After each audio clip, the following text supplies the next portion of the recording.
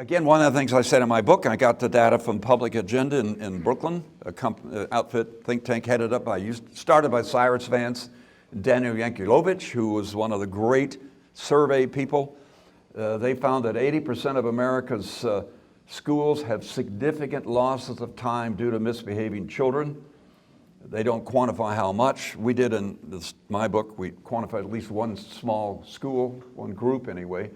But there are about 100,000 public schools, so you multiply those two together, that gives you 80,000 schools that have major issues with their children. And when you read the responses of those questionnaires, there are many teachers that say these kids, certain kids, should be absolutely removed from the campus, taken away, just get them out, and they don't do that, of course. They don't do that. So this is a major deterrent for recruiting new teachers. I just talked to somebody last week. Two young ladies came back from student teaching and they said it was awful. Awful. A friend of mine's daughter was in Teach for America down in New Orleans, and she'd never think about going into teaching because of the way the kids behave. Welcome to Lesson 10. I call this 80,000 schools. As we were discussing the facts about American education, I said the following. You just saw this in the film clip. 80% of our public schools lose classroom time to misbehaving students. That's 80,000 schools. This is a major deterrent to learning and to recruiting new teachers. In this lesson, we will understand the source of this comment. It begins with an introduction to a Brooklyn think tank called Public Agenda. Public Agenda is a nonprofit, nonpartisan organization that helps diverse leaders and citizens navigate divisive, complex issues and work together to find solutions. Public Agenda was founded by social science and author Daniel Yankelovich and former Secretary of State Cyrus Vance in 1975. They work to help leaders and citizens move towards solutions on a variety of issues. Here's my personal comment. In all the research that I did, all the papers and books that I read, this is the only publication that addressed the issue of disruptive students interfering with teaching. In May of 2004, Public Agenda published a report entitled Teaching Interrupted: Do Discipline Policies in Today's Public Schools Foster the Common Good? This is a sophisticated way of asking if disruptive kids are a big issue and do they take time away from teaching. Their study relied on a national random sample of 725 middle and high school teachers and 600 parents of middle and high school students. The surveys provide a detailed look at the discipline issue, looking for its causes, the effectiveness of current policies, and the impact on school climate and receptivity to various solutions. Here's information from their executive summary. The vast majority of both teachers, 85%, and parents, 73%, say that the school experience of most students suffers at the expense of a few chronic offenders. Here is information taken from their executive summary. Most teachers, 78% of them, report that students who are persistent behavioral problems should be removed from the school grounds, but they are not removed. Too many students are losing critical opportunities for learning, and too many teachers are leaving the profession because of a few persistent troublemakers. What's more, say the teachers, today's misbehaving students are quick to remind them that students have rights and their parents can sue. Nearly half, 49% of the teachers, complain that they have been accused of unfairly disciplining a student. More than half, 55%, say that the district's backing down from assertive parents causes discipline problems.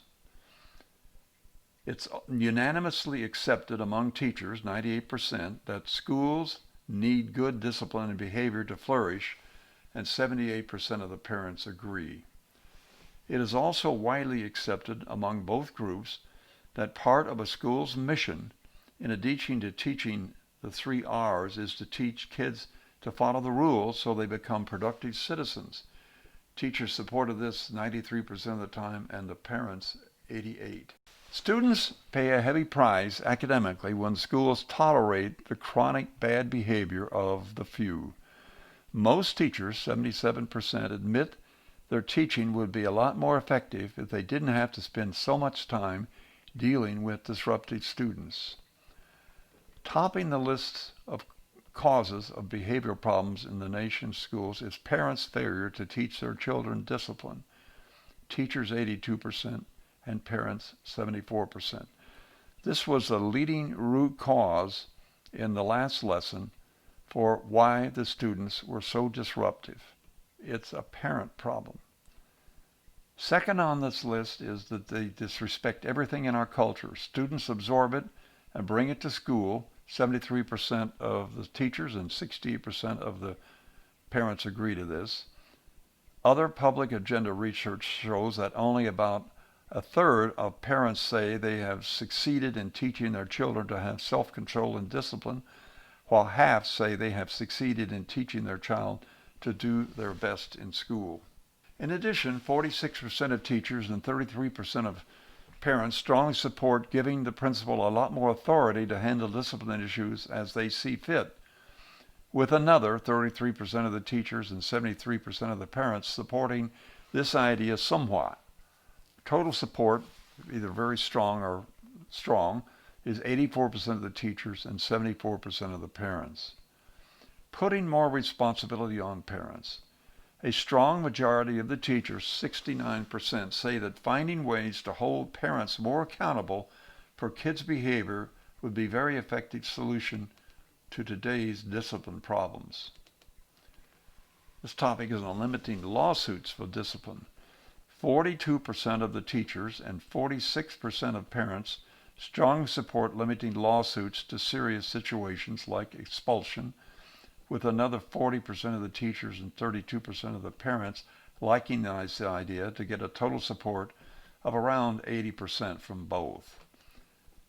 50% of the teachers and 43% of the parents also strongly approve removing the possibility of monetary awards for parents who sue over disciplinary issues.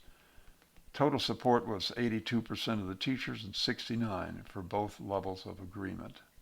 As you can see, this report from Public Agenda deals with a number of critical issues in education. The issue of lawsuits will come up near the end of these lessons. School administrators are in a real squeeze because of suits or threats of suits. I argue for a process of case review that will remove trivial and misguided cases. So where did the 80,000 school number come from? It is derived from this earlier quote. The vast majority of both teachers, 85%, and parents, 73%, say that the school experience of most students suffers at the expense of a few chronic offenders. We have two numbers to consider, 85% from the teachers and 73% from the parents. I selected 80% as a round number that will represent both of them. It's easy to remember. There are about 100,000 public schools in America, so 80% of 100,000 is the 80,000 schools. Some may say, well, that's way too high. Well, let's cut it almost in half, and suppose it's 50%. That's still 50,000 schools, and that's a large number. So on an early slide, we talked about this as a major deterrent to learning and recruiting new teachers. It does not show up in the literature as an issue, but if you talk to retired teachers, you get an earful. This ends Lesson 10. I thank you for your time.